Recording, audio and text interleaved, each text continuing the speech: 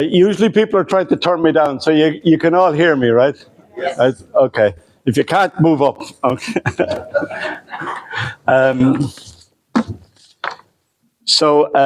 I pulled a very fast one, really, because myself and my colleague, Cahura Crowleyk, who actually has good Old Irish, Middle Irish, and Modern Irish, which I don't have. I have good spoken Irish, but not very good written. Okay, because I never learned it properly. So I did this. This is a major, I think it's a major book on the history of Wexford in this period, from 1400 to 1600, basically. But I pulled a real fast one out, didn't I? Because on the cover of it, you'll all instantly, as Carlow, interested in Carlow history, you'll all instantly recognise where that's from, right? That's Kilbranish, in the parish of Barragh, in the county of Carlow. So I bet you I'm the only person ever who published a book on Wexford and put a photograph of my own parish on it. And I can get away with it because really that part of the world was part of Carlow until the 15th century. So, but that's, I like amusing myself. That amuses me if it doesn't amuse anybody else. So I'm going to whack through this now at a certain degree of speed. And I suppose one of the things that I do love more than anything else is mountains. And I do think that we who come from the foothills of the Backstairs on either side of it, from Rahana and Ballymurphy and Myshall and Kildavin and down the other side of it, you know, it's a wonderful environment. And it's also extremely important, as I'll try to point out, because the whole theme of that book on Wexford is the extent to which Wexford is an island, a kind of a cultural island. If you look at Wexford, it's cut off by the mountains on one side, by the Barragh Valley and the Waterford Harbour on the other, and then we've the sea on either the two other sides, right? And Wexford is very much a kind of an island county.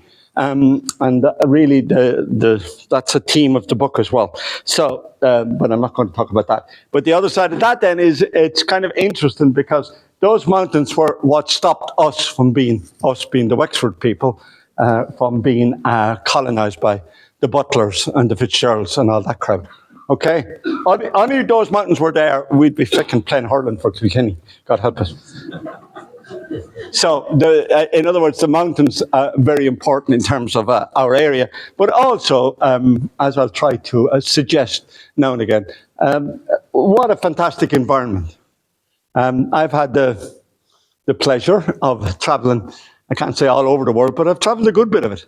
And I can tell you, every time I come back, and I always want to kind of say this, really, every time I come back to my own little green damp sponge of an island, and especially when I'm coming back down to my neck of the woods in the mountains, which is Clonegal, Kildavin, that area. You know, I played all my football and hurling badly for Kildavin. So there's that about me. I went to school in Clonegal. I went to secondary school, primary school in Clonegal, with a wonderful teacher from Tullow, Ben Mulhall, for whom I'd be eternally grateful. And then after that, in the FCJ in Bunclody, where I got a fantastic education from those brilliant nuns and indeed all the other teachers who were there. So it kind of set me up. And the older I get, I just turned 68, but the older you get, the more you appreciate the high calibre of teachers that I was lucky enough to have. But anyway, just to say, the mountains have always with us. And when you come back here, and I'm right from where Carlow, Wicklow and Wexford join, in our playground in Clonegal. It was kind of funny. You know, all the rows and all the games and all the fights were between the Wexford Yellow Bellies, the Carlow Scallion-eaters, and the Wicklow Goatsuckers, right? That was the way it was divided up. And I used to knock spots off of Wesley Porter, who was the father of Andrew Porter, who's now a great star of the Irish rugby team. But anyway, it's kind of funny if you think about it. You know what I mean? Like, we're a tiny little speck there in the valley, but we're still 3 counties. But I've always kind of felt that this is a marvellous area to come from. And I love, when I'm coming down from Dublin, the minute I can see the Backstairs and the minute I can see the mast up there, which was erected by my brother Liam, actually. You know, I always feel I'm home. And there's something magical about mountains, as I'll try to suggest now today too. Okay, I'll crack on. Right, now, talking about Carlow, like what I'm trying to do here is to try, and this is really trying to explain things to myself. You see, what is it that makes Carlow distinctive? Okay? And I've said to you there now that one might suggest that with Wexford, it's the island character of Wexford. The fact that it's so separated from everywhere else. If we were over here in Wicklow, the 80 kilometres of the Wicklow Mountain, the great granite batholith that stretches from Marley Park all the way down to Kildavin almost. You know, Wicklow has its mountainy character, which makes for really three different Wicklows. The east coast here, which has nothing whatsoever to do with the west coast from Blessington down to Bottomless, and then the really marvellous part of Wicklow, which is the area around Shillelagh and the Crab Lane and places like that. If you have never been in the pub in the Crab Lane, you're missing one of the best pubs in Ireland. And you see, it's the kind of place you have to go to because you can't go through it anywhere, right? So, you know, it's not a flyover state. You know, if we were looking at Kildare, I was just coming down there now today from Athy and down that way. Beautiful, flat limestone country, you know. But flat as a fucking pancake, ain't it? Right? So, like, you're looking for the mountains, and I can see the Castlecomber Plateau and off in the distance, the Slieve Blooms. But you see now, but look at Carlow. You see, so Carlow's in this slightly unusual position because it's got the mountains, but maybe Carlow was on the Kilkenny side of the mountains. As we know, this area here in Kilkenny, they like to call themselves a city. Get over yourselves already. And the argument is it's because it has a cathedral. Well, I can tell you there's a cathedral in Leighlin, but I never heard anybody say that Leighlin was a city. Maybe we should, but anyway, just say it. I will have a few slags at the cats. I got away with this one. Nobody has kind of criticised it yet, but I put a map in the book, and it's of the raids that the butlers made when they were trying to kind of take over Wexford, and I called it cat burglaries. That's just one for the Kilkenny crowd. Anyway, but Carlow there, you know, it's very close to the great farmland of Kilkenny and the powerful Butler dynasty. But you see now, look, this is a map which shows townlands in the name town, you know, Johnstown or whatever, which is my own townland's name, Johnstown, Clonegal. But if you put all those together on a map, it shows this really striking thing, because that's really all the places which used to be called Bally. You know, Bally go backwards, Bally go sideways, Bally go forwards. All the places with Ballia place names, they were translated into town, sometimes then with the name of the Norman family attached to them as well. But if you map those, it is a really good indicator of the areas in Ireland where there was sustained Norman or Anglo-Norman settlement. And of course, what you can see there then straight away is the Pale, the Anglo-Normans. That's a fake word too, you know, calling them Normans. That was made up by Goddard Orpin. There were no more Normans than rise and fly in the air. They were essentially English, and that's what they were called. There's only 2 references to Normans in the whole of the literature until the late 19th century. We're never called that. And the reason why Orpin made that up was because it made them sound more sophisticated than calling them English at a time, shall we say, when there were tensions between the English and the Irish. So, you know, now there's an awful lot of, you know, if I go to my Ferns or somewhere, there's fucking truckloads about the Normans, and there is no mention whatsoever of the Kavanaghs, of the Gaelic world, which we were in. So you see, this is what I want to kind of point out here. And you can see it almost here, like this tremendous energy or pull which comes down the side of the Wicklows and pushes right in to North Carlow, especially the great farmland of North Carlow, from Rathvilly down to Tullow. And then from that then you have something else, because obviously it's avoiding the Wicklow Mountains here. When people were travelling to Munster, they all came through Carlow. Nobody dared to come down that coast. Why? Because the tough Wexford lads were there. North Wexford, Gaelic, and dangerous for anybody like that. So the connection between the Dublin Pale and down here, the South Wexford Pale, New Ross, and this tremendously important river. You can't understand one damn thing. Well, that's a lie. You can't understand many things about Carlow until you understand how important the Barrow was as the conduit or link between this world and this South Wexford Kilkenny area here. Less intense than in the Pale, but still with a very powerful Norman footprint or imprint. And Carlow is the kind of county where that bit begins to peter out. That energy there, driven, I would say as well, by the Fitzgeralds, the great Earls of Kildare. Fitzgerald, as the name would suggest, being of a Norman origin. And you see, Carlow then is kind of caught, isn't it?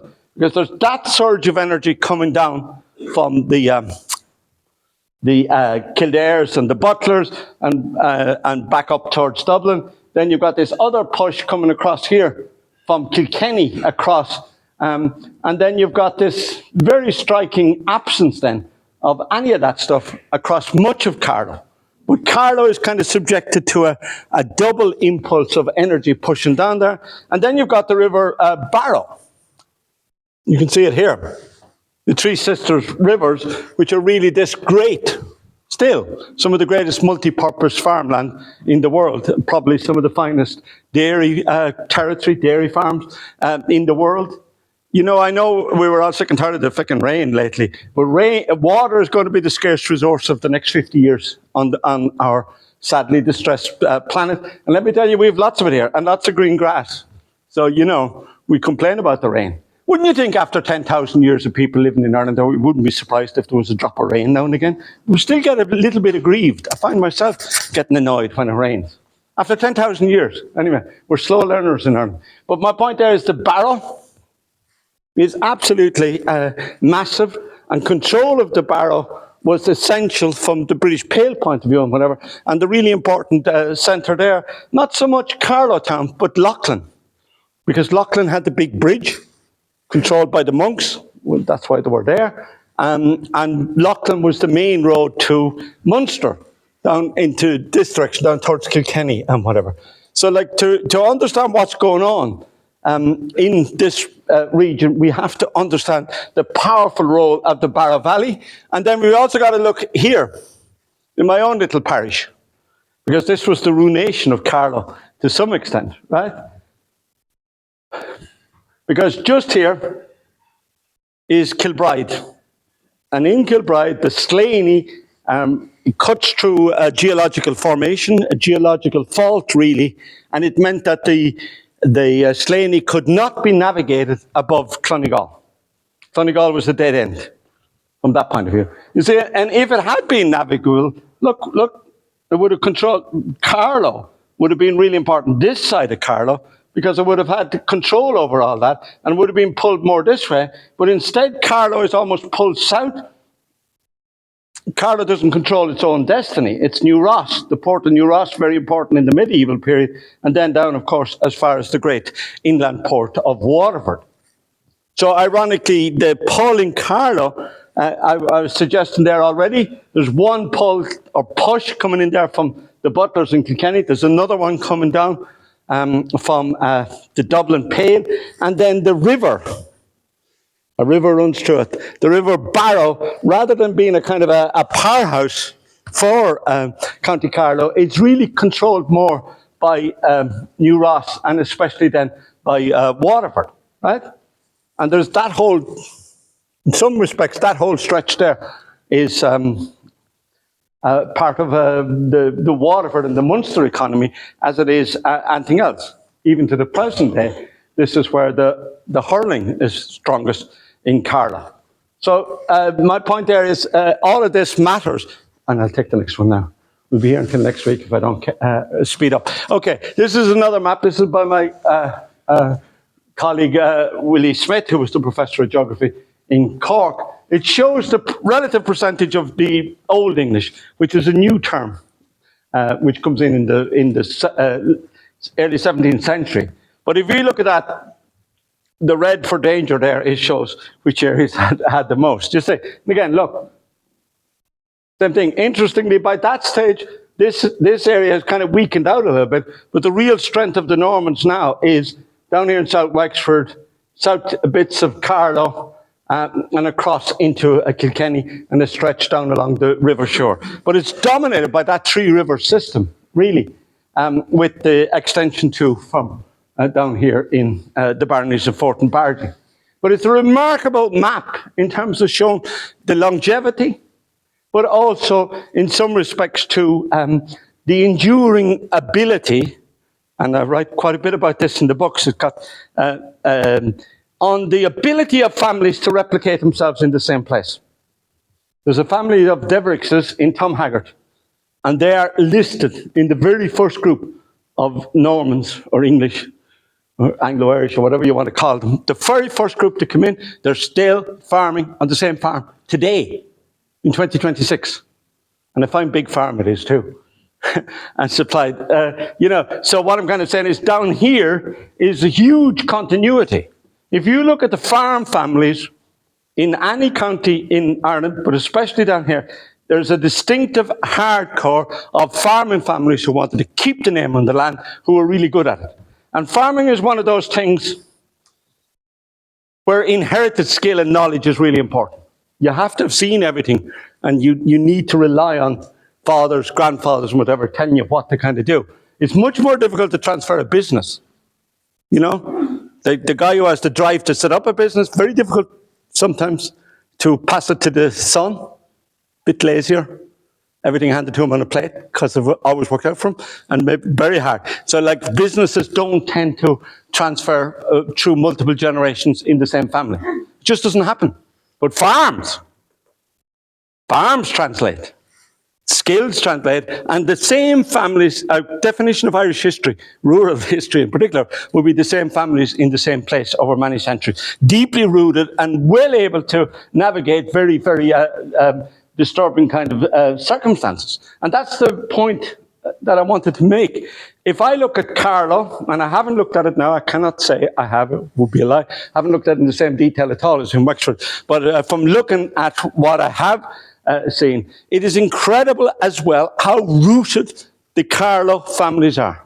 If I look at Myshall or somewhere like that, I see in the documents, I see the same families in the same townland, generation after generation after generation, and also able to navigate those incredible breaks, like, for example, in the Cromwellian period and whatever. So the longevity of the families is a really striking thing. So, you know, we'll crack on there. Yes, now I'm moving forward a bit. This area also then has, and this is, I suppose, the point that I want to make, it has great continuity. Because I've said there now about the farm families, but then if you take families like mine, my father was a farm labourer, now they're very different kettle of fish. There's the names which farm labourers have and the names which farm families have, very, very different, and no intermarriage. Like, married like. Dowries. How many cattle did you bring in? The woman gets very annoyed one time because the husband is not treating her with the respect which was true, and she points at the cattle outside and said, if it wasn't for me, those cattle wouldn't be there. To which he replies, if it wasn't for the cattle, you wouldn't be here. Irish romance. You're not meant to laugh at that. It's probably toxic masculinity, but you know what I mean? But my point is, it's the idea. You see, you're matching two families with similar resources, and sometimes people who got married only met on the day of the wedding. Marriages in Ireland, until very recently, were always marriages between two men, the father of the bride and the father of the groom. Okay, so anyway, but I do want to kind of say that continuity then, see, that's what you don't get in a Connemara or a Donegal or a Kirkagena or West Cork. These magnificent landscapes we have in the west of Ireland, but like 1 out of every 2 people on this island have emigrated since 1800.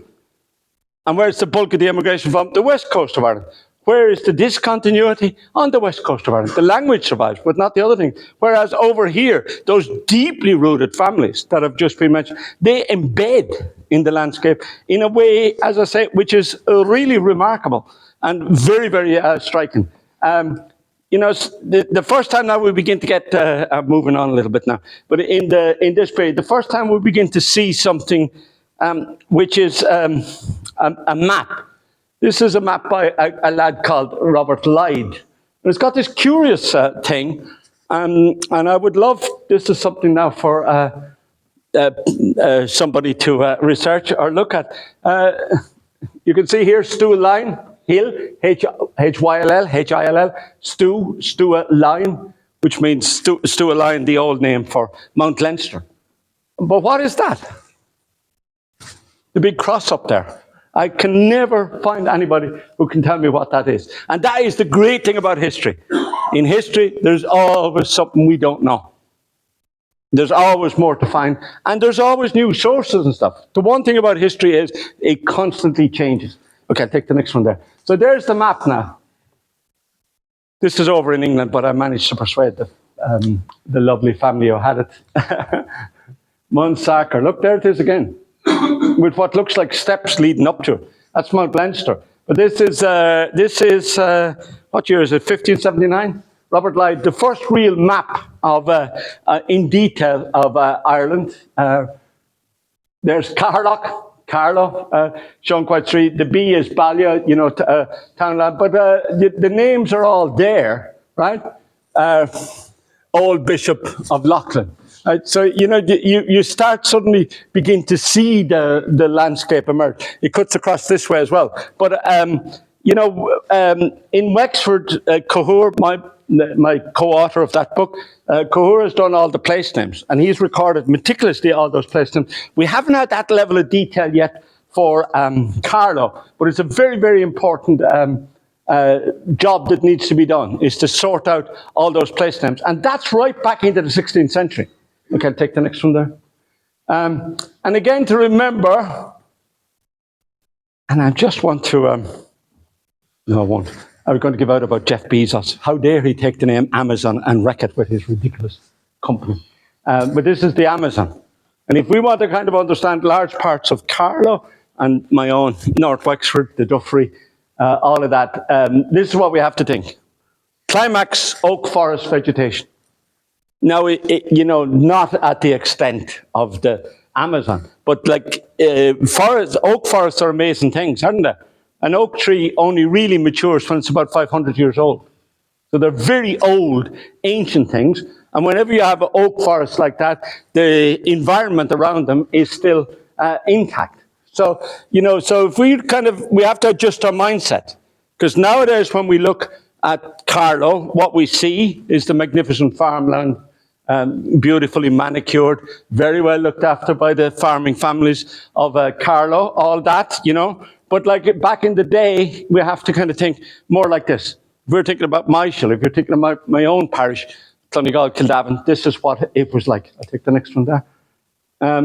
You say, and I was saying there, sometimes something shows up that's new, and this is one that was new for me, because this is a map, it's from 1589, about a decade later than that one I showed you.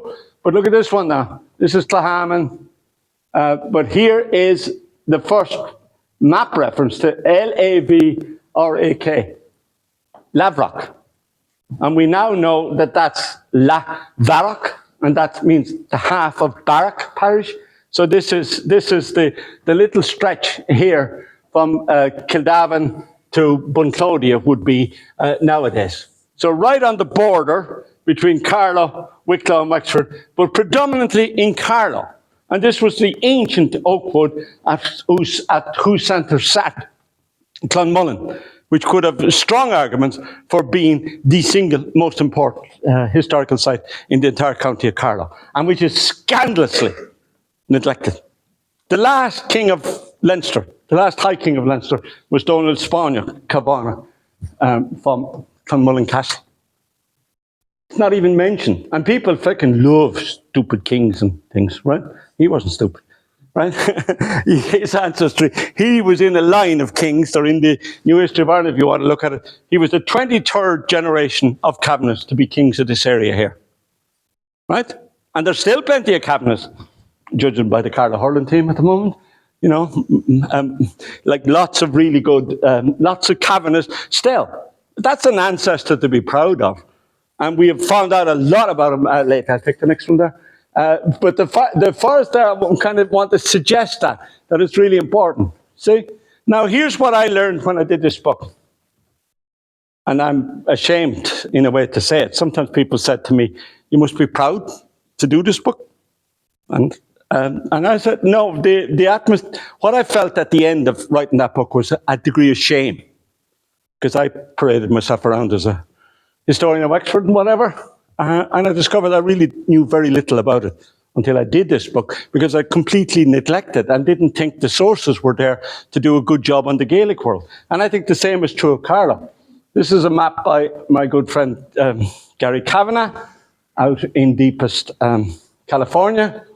He's 82 years old and he's still working with people's mental health issues. Great man, but a great historian of the Kavanaghs. But see here now, look, these are all the old branches of the Kavanaghs, and this is what I learned from doing the Wexford book. I'd always thought of the Kavanaghs as being a Wexford phenomenon, really, with little offshoots in Carlow. It's the other way around.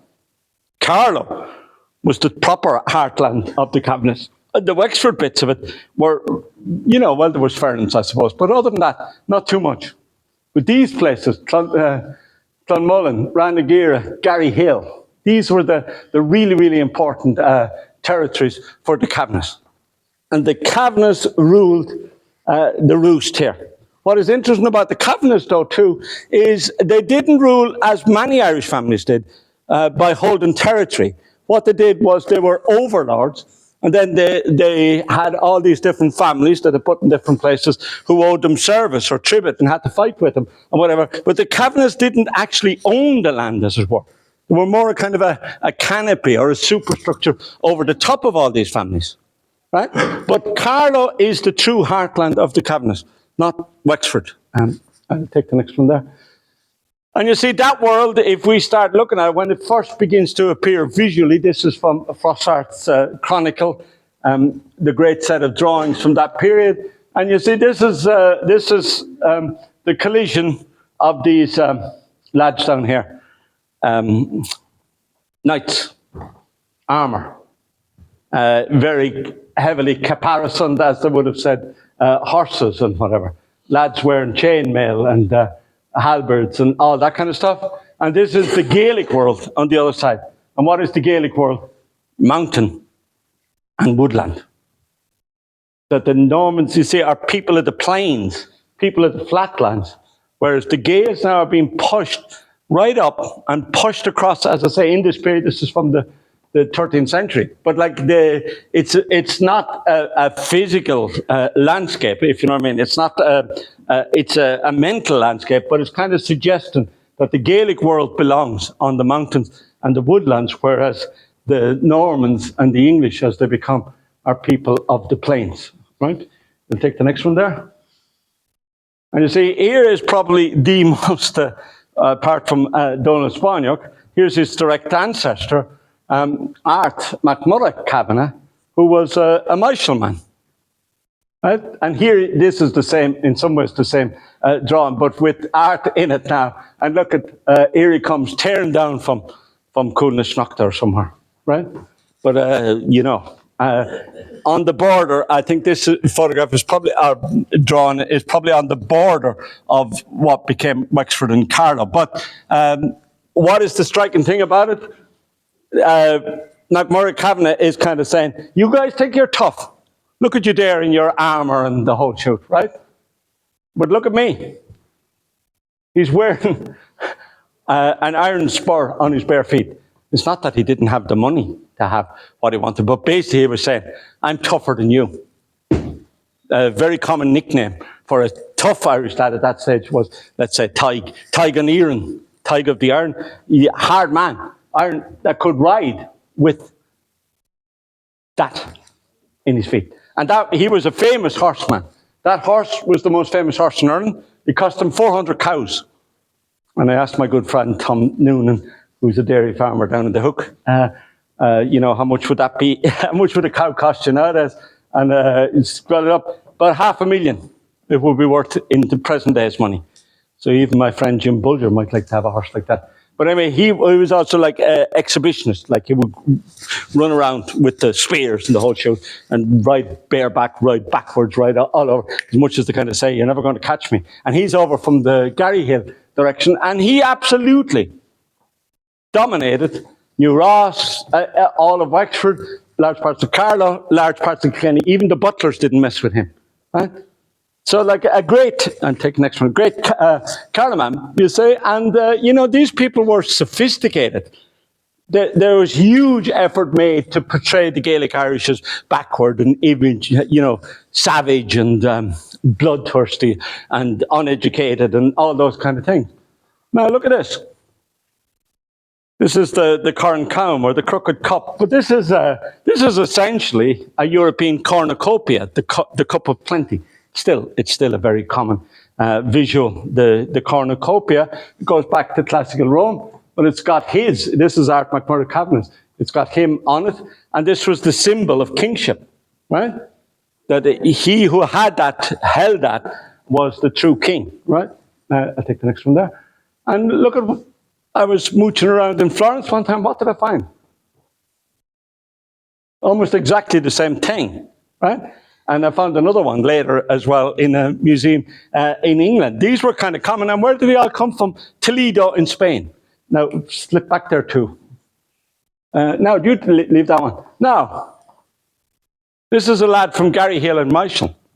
But he had the connection and the know-how, or whatever, to be able to commission and get this done and made with out of Toledo with and the guy who made it actually signs his name eventually. But like it's influenced by wider European culture. I'll take look around there. Yeah. Okay. And okay, here's another one. This is the Book of Moling, St. Mullins, all that. And there is one of the biggest Calbecticon, if I pronounce it correctly, rock crystals. One of the biggest rock crystals, the biggest one that's ever been found in Ireland, or used in Ireland.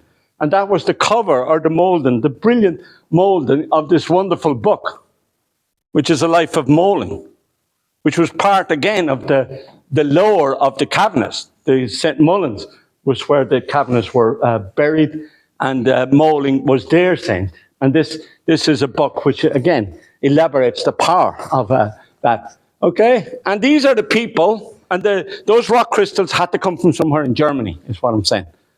And it's a huge, even by the standards of the time, a massive rock crystal. Now look, I started amusing myself by looking at various documents of how the Irish were described. There you go, the wolves. Well, there was a lot of wolves on the Backstairs. The story about the last one being killed outside Myshall is bullshit, but the rest of it is, there was loads of wolves. Okay, wolf, boar, fox, dog, bear, viper, toad, crocodile. Away we go. Eels, rotten sheep, apes, which has just been discovered, dung beetles, locusts, vermin, right? And that's only a handful of the documents that I looked at. So like the constant effort to denigrate and to suggest these were barbaric people. But now we'll come again. I'll take the next one there. And of course then what that leads to is colonization and plantation. This is the famous map, at least I think it's famous, of Idrone, when it was again taken from Gaelic ownership and went to various, what would become New English families. It's a very fine map and very detailed. Not, I would say, entirely reliable, because a lot of the symbols are more, you know, they're not real. They're a symbol that here is a settlement, kind of. But again, shown, this is the river coming down here, right? But shown, this is modern-day Garryhill, all that. This is the River Burren coming down through it. But again, with the emphasis to show the extent to which oak forests were there, and that the way that the Gaelic lads were, as they would have said it, lurking in the forest like wild beasts. But like, it's a very detailed early map again of this territory of ours. So again, I've never really seen a detailed study of that map which looks at all the place names, but it's really clear. And the great thing nowadays is, if you start looking for that map, you can find very good quality versions of it on the internet. That's not something that previous generations of scholars could have easily done, right? But now you can find really good qualities of all these maps quite easily. Here's one that you shouldn't be proud, I suppose, but I am proud of this one, because this is a map. It was a map of the Duffery, North Wexford. It is a really faded map. And I managed to persuade, about 30 years ago, persuade the National Archives to let me photograph it. And if I got a proper photographer to take it at different lenses and the whole shoot. And now I could never figure out the damn place names, right? Or read it, or whatever. But my friend Cahur could, and together we were able to decipher this map, which everybody knows existed, but nobody could ever read. Now, this is Cahur's rather than my to my credit, but it gives you this fantastic description of the landscape in this time. Here's the River Slaney, here's the River Clody, Bunclody, the bottom of the Clody. Here's the woods of Drumderry. Is there anything more? This is my townland. I was born and reared here, right? But look, Drumderry, the hill, the ridge of the Derry with the oak forest, and here's the oak forest. Right? And then this is Clonegal House, what we would now call Huntingdon Castle, and the really all-important bridge. And that's a brilliant depiction of the bridge. Why? Because it showed that the old bridge was flat. I'll show you our beautiful bridge in Clonegal, and we're allowed to be proud of Clonegal. What a beautiful village it is, right? But the old bridge was like this. And here's again now, I was saying to you there earlier, and I will write a long article about this at some stage, how people travelled, where the bridges were, where the roads were. And the rivers were really important, because rivers are free energy. Surge of energy every day, gifted to you by the tide coming up and down. The tidal limits were hugely important, like the one at St. Mullins, for example. But anyway, because you had free energy, up you go, and then come down on the tide. Brilliant, up and down. But until the invention of the railway, rivers were all important. That's why all the important towns across Europe, there's no town until well up into the 19th century that's not on a river, because river gave access. And of course, they always find the sea, don't they? But this is the important thing I want to point out. This is the first map to show roads. And here's the old road from Dublin down to Wexford. And where's the cross? In Clonegal, not in Bunclody. There's no bridge in Bunclody until the end of the 18th century. Clonegal was what was important. And you see again there now, coming down through Tullow, and now you're beginning for the first time to have something which allows people to travel through Carlow into Wexford without going down the Barragh. Okay, and of course that's why Huntingdon Castle was there, to protect that river crossing. And what Huntingdon Castle is built, as it were, in the aftermath of Clonmullen Castle. Take the next one there. Oh yeah. Now how beautiful is that? Clonegal. Okay? And with something that you do not see very seldom nowadays, because we're allowing way too much. I've been praising the farmers, but they put fucking way too much fertilizer. It goes into the rivers and it destroys them. But look at that, with the floating weed and the whole shoot. And here now, not the flat bridge I showed you earlier, but these high bridges, because these guys were smart. They knew that these fucking places flood. Look at the stupid new bridge in Enniscorthy. Flat one. Anybody could have told them, that's going to flood. Reckon Enniscorthy. The old bridge, really high, because all the bridges there had been swept away. In Slaney, this is the Derry, but in Slaney floods. But they keep it very high so it can cope with the flood. But again there, look, I just want to point out the quality of the environment there. And that's something that we have in Carlow, is some, environmentally speaking, some magnificent landscape and environments. Okay. There's the slightly wider take on it, but this is from another version of the map that I found in the Donovans of Ballymore, who have a very fine collection of maps, which have never been published or worked on, but they were kind enough to let me look at them. And here's our townlands, Abbey Down, Gary Haston, all that. But again, just striking the level of detail that we can kind of recover, okay? I'll take the next one there. And here's Huntington Castle. This is 1625, ladies and gentlemen. It's in County Carlow.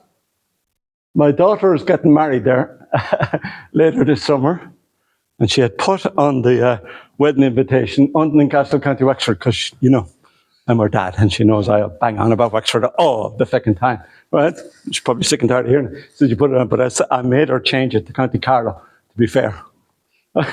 And it is a magnificent building, and Alexander and the people down there do a wonderful job on it. But again, I want to kind of emphasize the degree to which this marks the transition from, this is the Esmonds originally, but it's the transition from the Gaelic world into this plantation world now, where you get all these new landlords and new people kind of coming in. But this is perfectly intact, very well cared for, and an absolute, to use a terrible cliche, a jewel in the crown of County Carlow. I mean, this place, this is where William Butler Yeats and George Russell A.E., I'm very interested in literature as well. Like, I mean, this was a major centre of the Irish revival in the 1920s and earlier. There's still the beautiful a theatre that was built there by the Manning Robertson, who was the chief architect in Dublin, right? And from this family. And it's a magnificent place, perfectly intact. Take the next one there. Look, the date, 1625, on the fireplace. Okay? And, you know, I was talking about the calibre of the environment in Carlow. This has done my heart good. I love these little fellas. That's a pine marten. And guess what? For the first time in centuries, there is now 2 pairs of pine martens in the old forest, the wilderness, as it's called, outside Huntington Castle. Is that not just a wonderful thing? And this is a beautiful little creature, cat crown, the cat in the trees, as it was called in Irish. Okay. And you see, this stretches the whole way, doesn't it? Because now you're also beginning to get the destruction of the woodland. And this is a map by Andrew Yarrington. This is from the 1680s. He was a river engineer. And look, he's shown how you could get the timber down, Ferns, Caomhánach and all that. But what's also really interesting, look, over here into Shillelagh, the great forests of the Fitzwilliam, what became the Fitzwilliam estate. And up here, what's now Sherwood, Lord Anglesy's and these were really, really valuable old oak forests, which were taken by this guy, Andrew Yarrington, to show how easy it was to get them down to Wexford. And then down there was a shipyard in Wexford. Then you could make the big trees. It took the big ships. It took 3,000 mature oak trees to make a fully fitted man-of-war in this period. But see here now, this is the River Bann. This is what I'm saying about rivers, because like timber was only valued. It was valued by how close it was to the river. And we have marvellous descriptions from my own neck of the woods here of the River Derry, of the timber being brought down the River Derry with lads with big poles and whatever, like in Canada in the 19th or 20th century. So the rivers here, you see, really important. But again, that's one of the first woods which shows how important the exploitation of this stuff would be. Here's Petty's map of Carlow, which is very good, very detailed. Not the first, but one of the very early versions of Mount Leinster, as written as Mount Leinster. This is Cranmore, toughest cornerbacks along Kildavin football team. Always came from Cranmore. They were hardy bucks up there. They were still making poaching up there until very recently. Only saying. Here's Clonegal, here's Clonmullen, and here's look at this lovely name in the middle of it, Farran O'Neill. Always makes me think of my good friends Maurice O'Neill and Pat O'Neill from just outside Ballon there, right? Maurice and I soldiered many nights together on quiz teams and all of that. I did a lot of those when I was a teenager. But anyway, but Farran O'Neill And you know, the best footballer I ever saw was a lad who played with us in Kildavin, Christy Neal. But everybody called him Christy Nail, which is the original Irish pronunciation. But this is the territory, look. And it's shown it as Farran O'Neill. And that's my point. Once you start looking at this Gaelic thing, what you suddenly see is it's a substrate or an underlay for everything that happened on top of it later on. And the O'Neills are still here. You know, the continuity. You see, and I'm saying if we translated that back over into Kirkageen or somewhere, you just don't get that. It's a different world. We'll crack on to the next one. And here's the most important animal in the history of Ireland. This is the black cattle.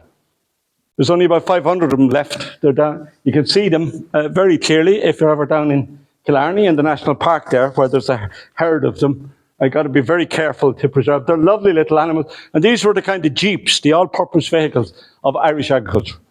They're hardy. You can let them up on the mountain, and they can graze away there and produce very nice milk. The Irish diet before the potato was all dairy-based, and these were the lads that were doing it. I have a very fine description in my own mind from 1747 of the fair in Clonegal, and about the fact that it was all black cattle. These lads could survive the winter. It's an unusual thing. Like, if you look at the Irish houses and whatever, there's no outbuildings attached to them. They didn't need them. These lads could manage up there. It was only when they got the big fat breeds later on that, pampered cows, these lads could manage it. Okay? And there's another one too, which is even rarer, the male cow. Which doesn't have the horns, because this is a horned creature. But look at that lovely, sleek coat and the whole shoot. There you go. I think they're beautiful kind of thing. Here's a map from 1640, just showing what I was suggesting there earlier. The Kavanaghs are being pushed back now. The North Wexford Kavanaghs, up around Ballymoon and that, they made the fatal mistake of trusting the British. It was like trusting that mad orange lunatic who's the president of USA, or whose name I wouldn't even sully my lips by saying, right? But in this period, they made the mistake of trusting the British. Bad mistake. The Kavanaghs of North Wexford were obliterated. But down here in the Myshall area, down here in the Borris, no. And these guys also were connected back across to the Wexford Kavanaghs. But what I'm kind of saying is, these guys tried to make peace and settle in and adopt English law and all that, and they were wiped out. Interestingly, the ones who kind of toughed it out, the ones who had their elbows out, the Kavanaghs. See what I did there? Mark Carney. Okay, but my point being, this now becomes the great stronghold of the Kavanaghs in South Carlow. And again, marvellously from our point of view, this area here in Borris remained in the possession of the Kavanaghs. They're still there today in Borris House. And this is what I'm saying, is that, in my opinion, the least disturbed area with the most intact family structure and the same kind of world almost for centuries and centuries is that area of South Carlow. Borris, St. Mullins, Ballymurphy, Rahana, that kind of territory. The areas that were part of the MacMurrough Kavanagh estate. I'll take the next one there. But now North Carlow, which has the flat lands and the really good agriculture and all that, that is a catnip for the colonists. This is one of the early kind of travel books, if you could call it that, on Ireland by a guy called Thomas Dingle. This is the manuscript. This is Staplestown. I haven't said much now at all, have I, about North Carlow, but this is Staplestown, Bennekerry out that direction. And this is a very lovely drawing of the settlement as it then existed. But it's also got all this. Look, it tells you who they were. I'll take the next one there. This is the version of it that I did. Well, I got somebody to do. And I'm just putting on here who was in it. There's the big house, Bennekerry. Here's the Protestant minister, shoemaker, gardener, mason, tailor, innkeeper and saddler, carpenter, right? A wooden bridge and a mill. Barn as well. But like what I'm kind of emphasizing here is the idea of the town, the village, of crafts and trades, and of a kind of a more commercialized economy, right? But interestingly, as in the north of Ireland, that's a plantation village. The earliest plantation villages were all triangular in shape. We wouldn't, you know, if you're up in Fermanagh or somewhere, you know, and you saw that, you wouldn't blink an eye. But it's kind of interesting that you have these in Carlow as well. Right? And that's a very good example. And we also have some very good intact estate villages in Carlow. This is a small one of Nurney, but again with like an elaborated crossroads, as it were, but very nicely planned. And again, with the Protestant church, the Anglican church or the Episcopalian church or whatever is the appropriate term to use as the, you know, as the important feature at the centre of the village. But a beautiful village, brilliantly built in granite. And Carlow has the finest collection, in my opinion, of granite buildings and the quality of stoneworking in granite in Carlow. I don't think any other county can match it, not even Wicklow. So, what you would think of. I'll take the next one there. Yes, no, you're grand. No, back to the, show me the, might as well go and talk about. Next one. Yeah, next one. No, next one after that. What? Right. Sorry, am I? Oh yeah, here. And then we go back to the previous one, right? Sorry. I was in a bit of a rush today. I flew out of Vienna and came home, but I got a little bit tangled on the time. Now, here is a wonderful map. This is Ballon Hill. This is from what year is it? 1786, I do believe. Ballon Hill.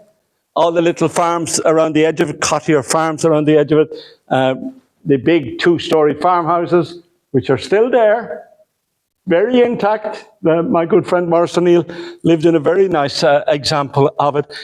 Here are the potato ridges. You know, these are cottiers. There's the big farms. Here is the big house, okay, just on the other side of Ballon. And what is also shown here, where the heck, is the Catholic chapel, which is a little thatched chapel on the side of the hill as well. The earliest version of a Catholic chapel that I've found on anything connected with County Carlow. So again, these marvellous maps, and these tell you a lot. Are you seeing again now?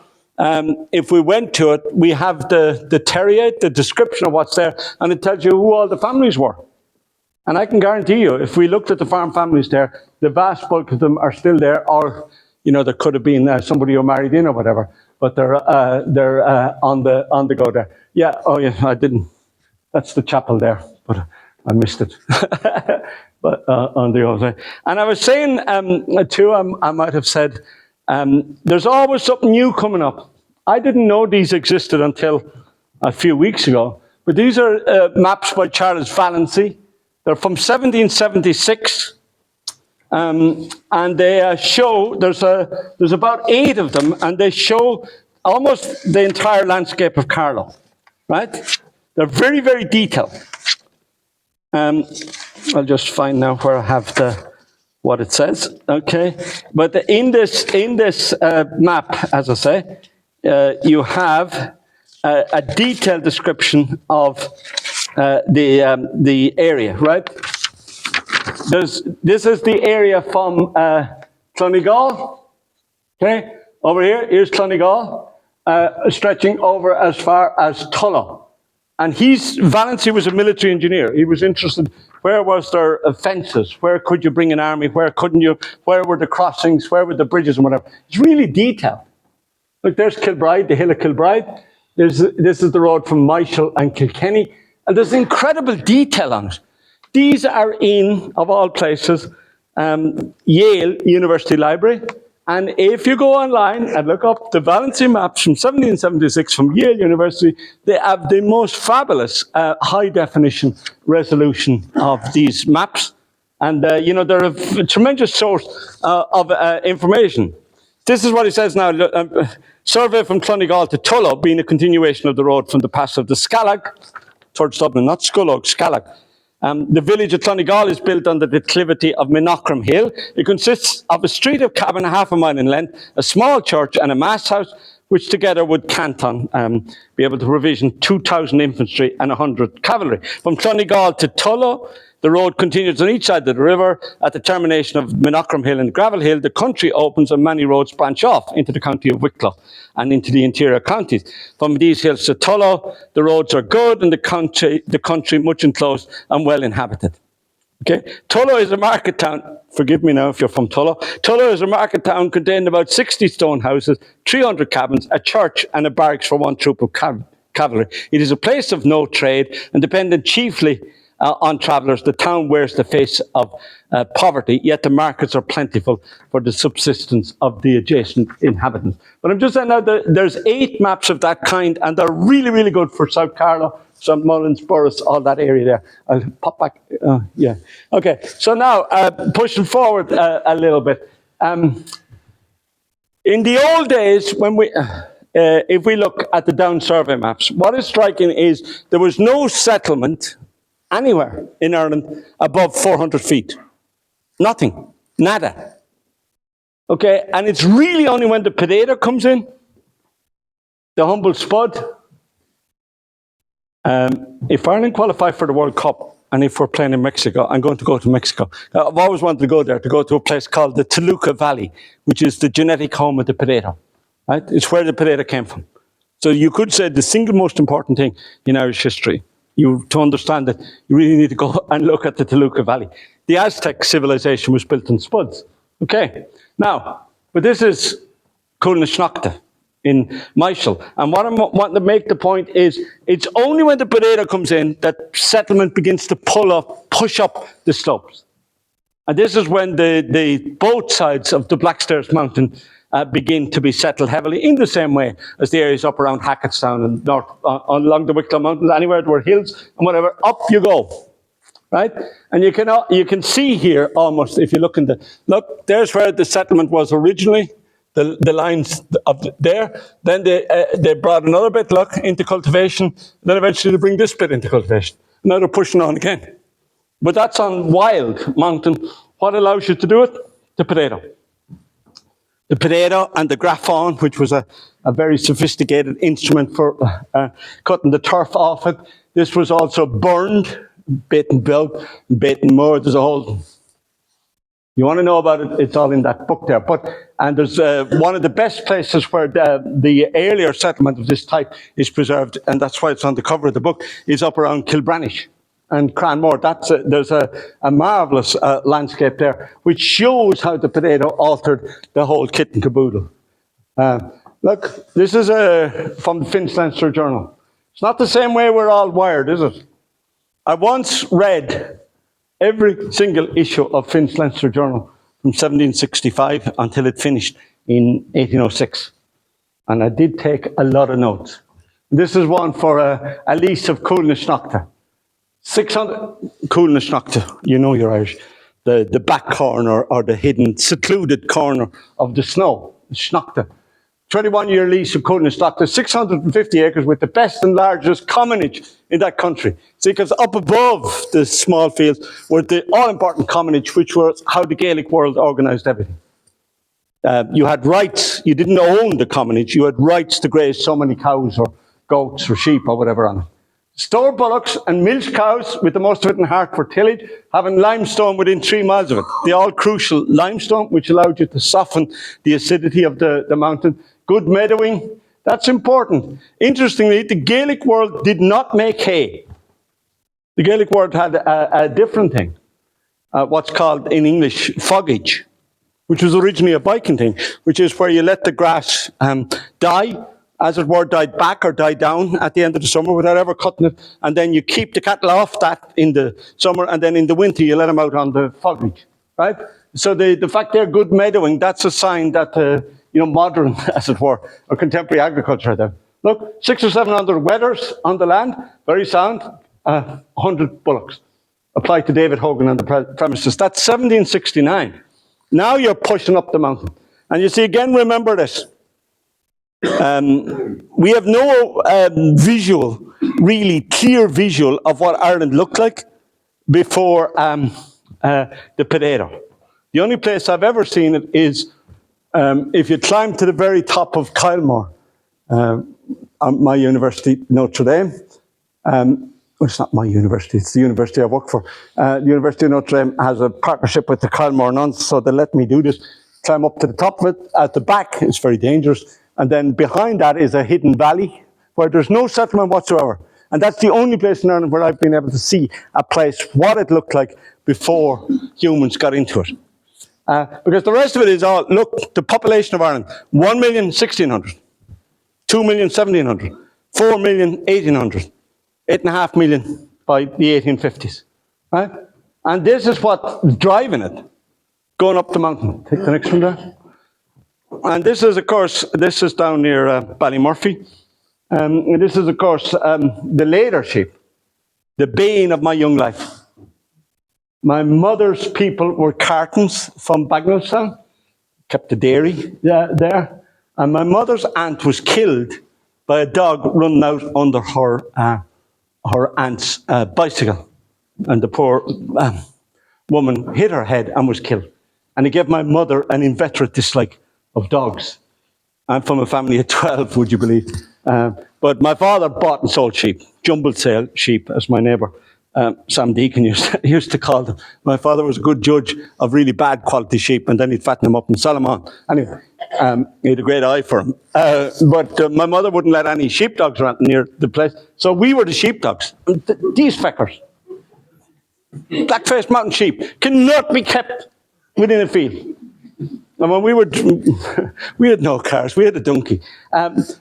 You know, when we were bringing the sheep to Bunclody or Carnew or whatever, you know, myself and my brothers, we had to run ahead of the thing and stop every freaking gap. But they would find a gap, they'd find the slightest gap, and if one of them went through it, every one of them. And my father, who had the loudest voice in the history of humankind, that's where I get mine, the loudest voice would be cursing and swearing at him.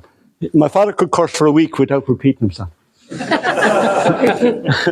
And even at games, it's kind of funny, but you know, for some reason, his idea of a really backward place was Knockannana in Wicklow. What the hell did it ever do? There were sheep farms up there. But if we kicked the ball wide, which was known to happen, my father would roar in at us, "Good night, Knockannana," right? And if there was even if there was a good crowd at the game, I could always hear my father shouting, right? He built, anyway, it was funny. But that was my childhood, dealing with these feckers. These are the Scottish sheep. The earlier Irish sheep, there's a few of them left, only a handful. They're called Cleodori. Would you believe they're sheep that eat seaweed? Okay, and one of the things that I learned a lot in this book was how important things like goats, sheep, those black cattle, all that. I knew nothing about any of that stuff, but I know something about it now. And as I said earlier, let me say it again, I'm ashamed of how much I didn't know. Okay? It's not the things that you know that screw you over. It's the things you don't know. Anyway, but look there with the beautiful Blackstairs behind it, you know, and the flat cap, which my father always wore as well. But like, if you look at the centre of Carlow then, you know, there's that Blackstairs mountain world, but then there's the marvellous farmland of Ardathan to Tullow and up to Rathvilly. Some of the finest tillage land in the world, I would say. Right? And that, of course, meant that in the 19th century, 18th, 19th century, Carlow was a land of big mills, you know, really important mills, really good quality barley, really good quality wheat as well, when the weather allowed it. And, you know, a huge tillage boom, which then also created a massive population boom because all of this was done by hand.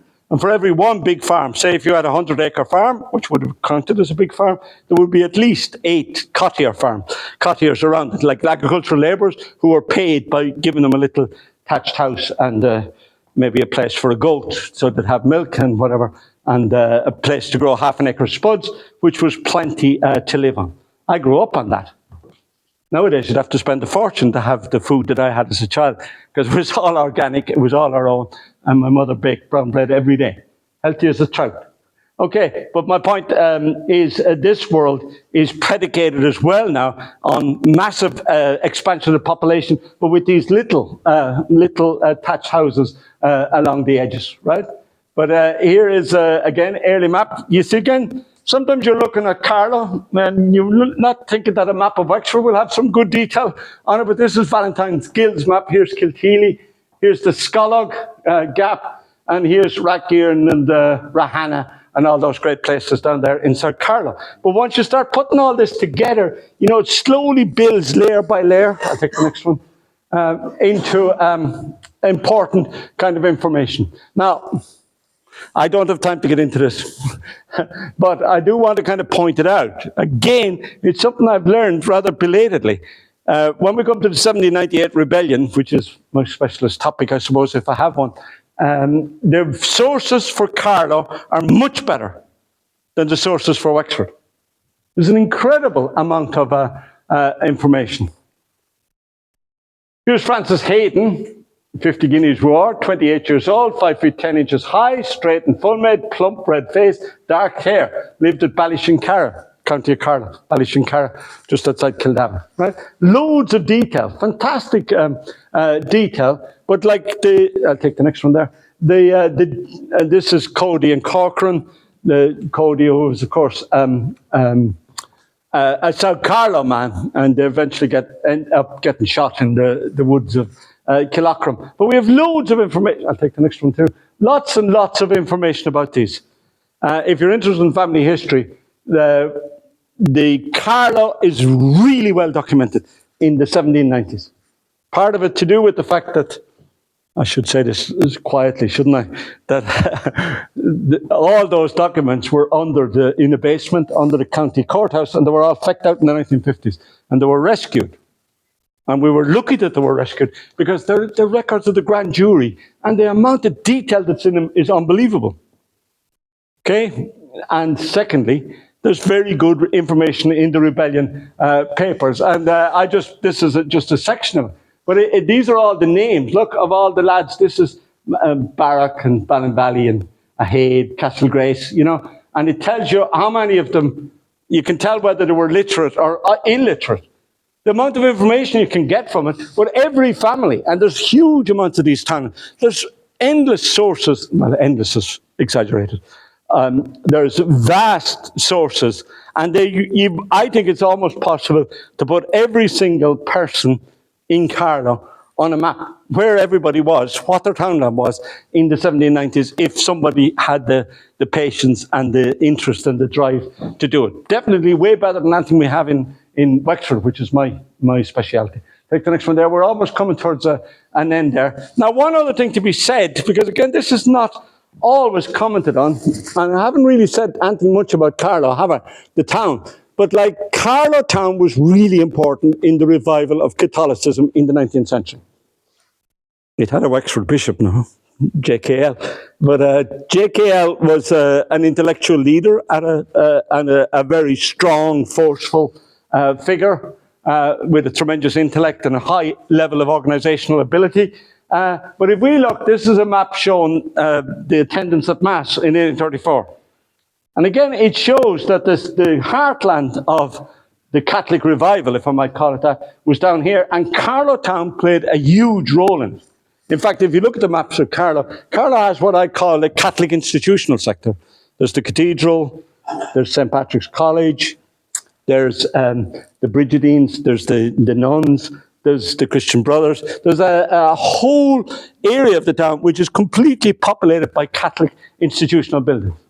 And Carlow was way more important, interestingly, in that, partly through with the leadership of JKL, earlier and more important than Kilkenny, earlier and more important than Wexford town, and almost on a par with Waterford, which were, of course, the Christian Brothers with Edmund Ignatius Rice began. But imagine that Carlow produces two religious orders, the Brigidine and the Palatine Brothers, right? I mean, amazing if you think about it. But Carlow was a leader of it, and it was one of the centres of gravity of the revival of Catholicism, which has played such a powerful role in Irish society in the 19th and 20th century, right?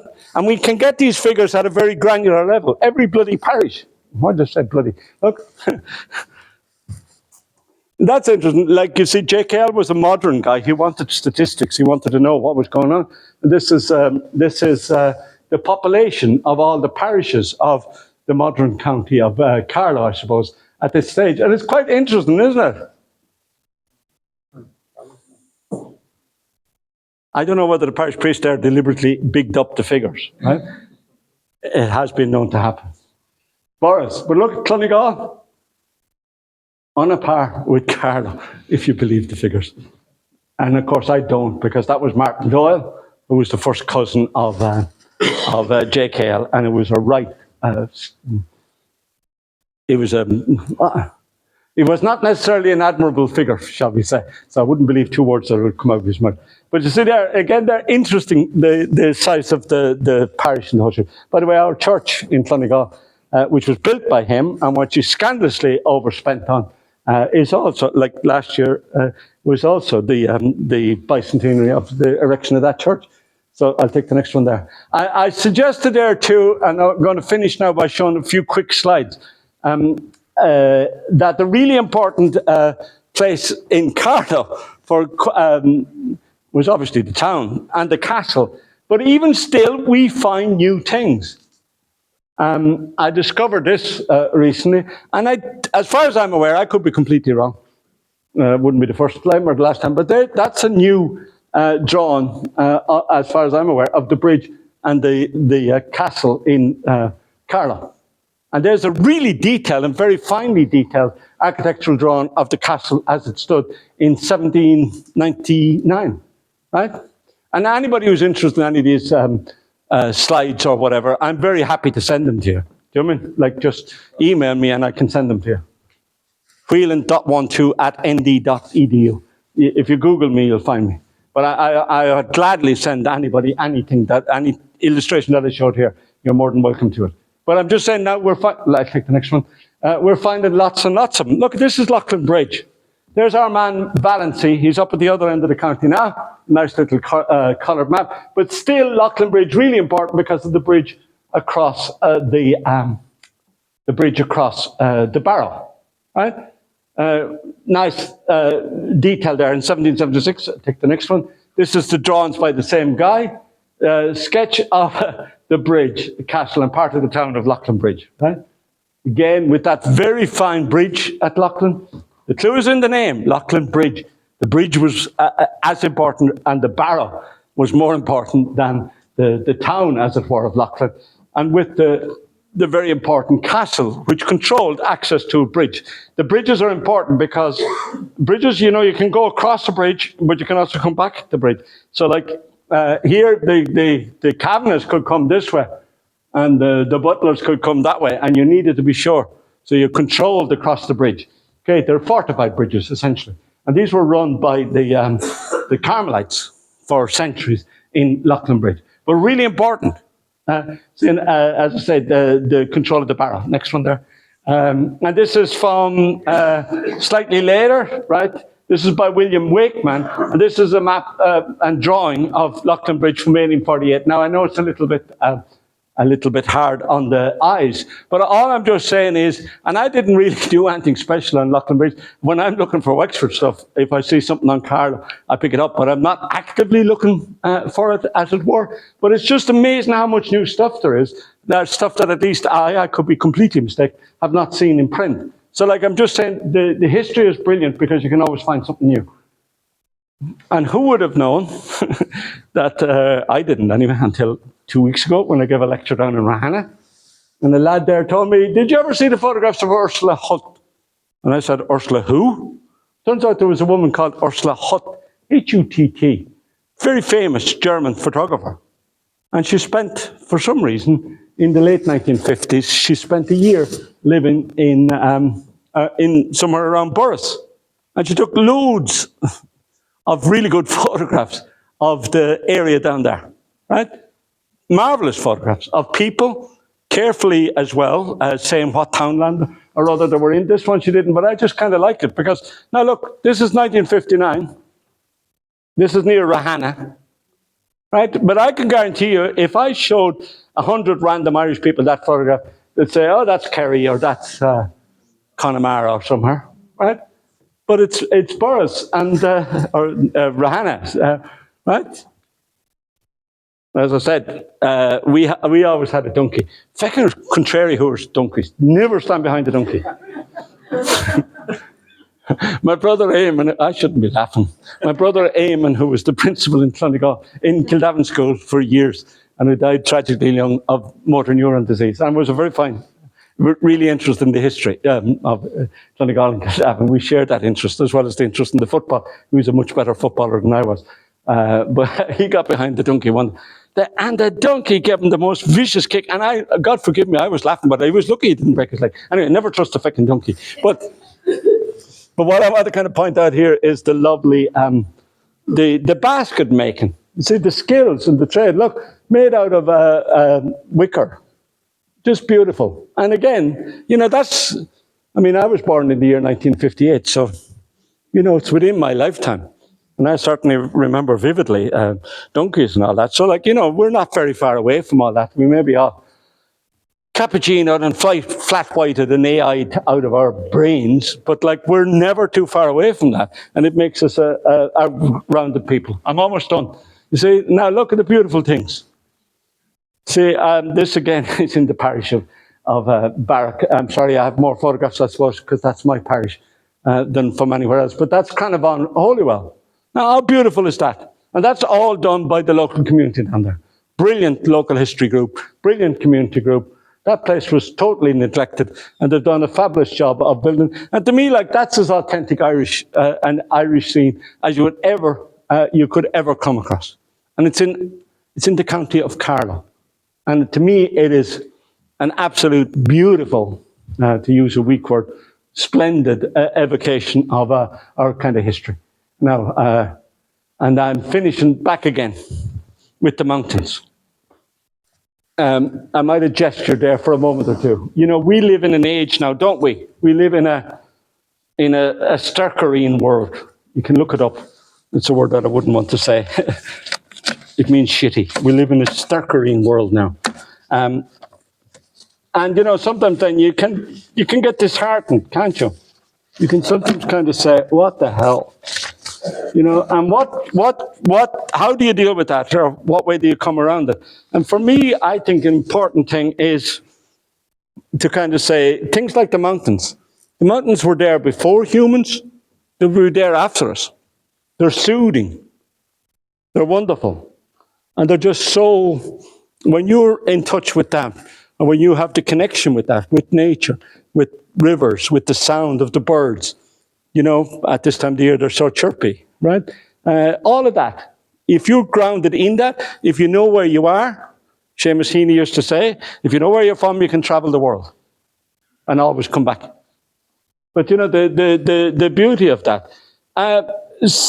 So for me, County Carlow, and I do think of myself as kind of non-binary, Carlow, Wexford, Wicklow. I feel an allegiance to all three of them. My own family is probably all out of Wicklow originally. But my point about it is, if you have that connection, if you have that, and as I say, I just think when I look at that, and it's, you know, to me, I look at that and I'm happy. And I look at that and I can cancel out all the noise and the confluxions elsewhere. And for me, Carlow County is a hugely important part of Irish history, as I've tried to kind of suggest there, but also that it's part of, you know, that a world that we could reconnect with. Because again, what I tried to do in the book was talk about how an understanding of the Irish language in the Gaelic world and all that stuff I was talking about there with commonages and black cattle and so on. Then once you start understanding that, it gives you another layer of connectivity, right? And it's a world we've kind of lost. But one of the great things in my life is the last 3 or 4 years, I have seen a huge resurgence of interest in all this. Because the young people are very oriented towards what we might think of as a green and sustainable future, but they're also now, in a way that I'm so happy to see, really, really keen on the Irish language, on Irish music, on hurling. Because what have we all learned? You know, and I might have been like this myself, no bigger Man United fan than me, but when I traveled the world, you know, I went to a lot of games and a lot of places, right? And when I come back, I often said to myself, jeepers, like our game of hurling is better than anything that I saw there. So, and the opposite happened. Some people thought that all this stuff would die away as we became rich and prosperous and modern, but the opposite has happened, that the more we've traveled, the more we see what it is that we have. And we have this marvelous, marvelous landscape. Right? So, you know, I just think now there's a great time coming and we need to We need that surge of energy now, but once we do that, there's a whole different kind of view of our history that we can have. And I think, ironically, because Carlow has been underplayed for decades or whatever, right? In fact, it's much more intact than all the places elsewhere. Like, I have to go there at the weekend, but like, I fucking hate the Cliffs of Moher now, because the amount of clutter and crap that's around it, and the horrific car park and the whole shit. I come to Carlow, walk up from St. Mullins to Great Connemara. Beautiful, along the river, right? And I want to kind of say, when I first went to live in Dublin as a college student back in the 1970s, and I'm a great bloody sleeper, right? 12 in the family, 3 in the bed. If you can got the head kicked off you, or whatever. I can sleep anywhere at any time if I want to. But I didn't sleep the first week. And why? Because when I went down home, for the first time I heard the River Derry. We're 1 field away from the River Derry, just opposite Hunting and Castle there. And I'd never consciously heard that sound, but when I didn't hear it, it absolutely influenced me. See, we soak in things from our environment. So connecting with that, it gives us a kind of a grounding. We are now, engulfed in a little slop of horrors, internet slop and bullshit and, manipulation and grok and horrific stuff, right? That we shouldn't tolerate for a moment. Not for a moment. But the way to deal with that, and I think young people have kind of discovered that, is if you then come back to, for example, the Irish language. I can guarantee you there's no AI slop coming out in the Irish language.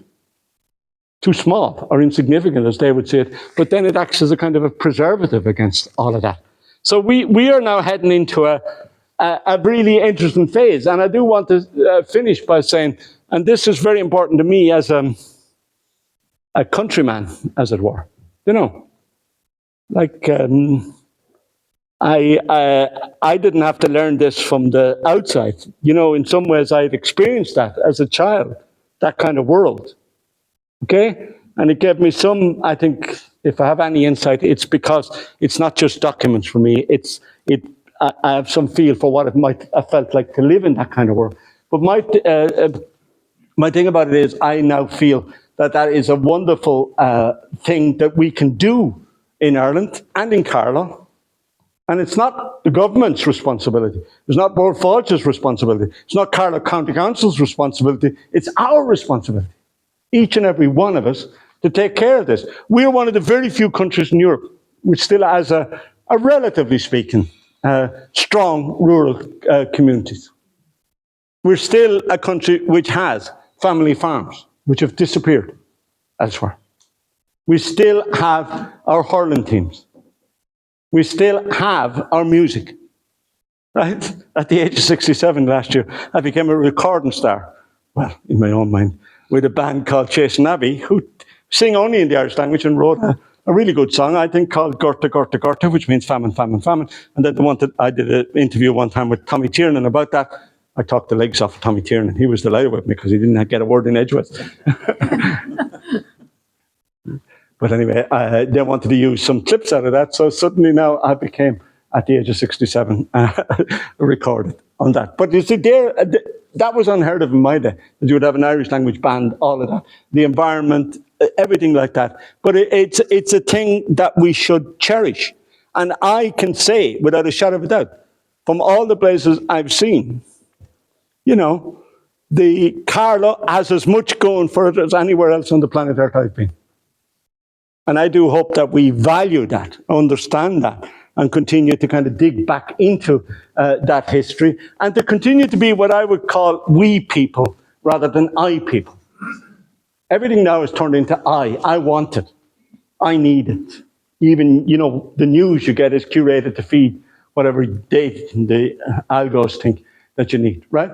Whereas you're much stronger, we're much stronger when we're in community, when we're in the we world, the we of a GA club, the we of a harvest home in a church, the we of a school, the we of a community, the we of Irish people, not in some narrow way, because the people The people who most lean into the Irish language nowadays are the children of the 20% of our population who honour us by coming to live in our country. Right? They have no problem with Irish. People who have a problem with Irish are old-timers who kind of felt that was something that hung us back. It's the exact opposite. The more languages to speak, the more creative you are. You're much more creative if you have both English and Irish than if you have only English. It's an English aberration to think that you should only have one language. But we now have the possibilities of the best of both worlds, in the sense that we have a very modern, economy in many ways, great jobs, all of that. What's not to like about that? I said negative things there about the American president, but that doesn't mean that we shouldn't be grateful for American companies for giving us a masterclass in how to run businesses. I'm not a Luddite or anything like it. But what we can do in Ireland, if we play our cards right, is to have that high-tech, modern kind of economy alongside one of the greatest environments in the world, which is still, relatively speaking, intact if we don't screw it up, and that we also live in communities with a strong sense of the we. Was there an Irish person who wasn't absolutely thrilled when we hammered the English in the match in Twickenham? That's not anti-English, by the way. It's just small country, big country thing. Like, ever see the Danes when they played Germany? They make us look like us. They make us look really, really civilized. But that's what I wanted to kind of say. And I can, if I have any authority, it is because I have travelled a lot. And I can definitely say, in my travel, when I come back, I'm always rejuvenated the minute I come in sight of the Backstairs, of these beautiful rivers, of my own little village of Clonegal. And I feel very proud. Proud is not the right word, but I feel contented. I feel connected. And I feel, am I lucky that I was born in such a marvellous spot on the planet Earth?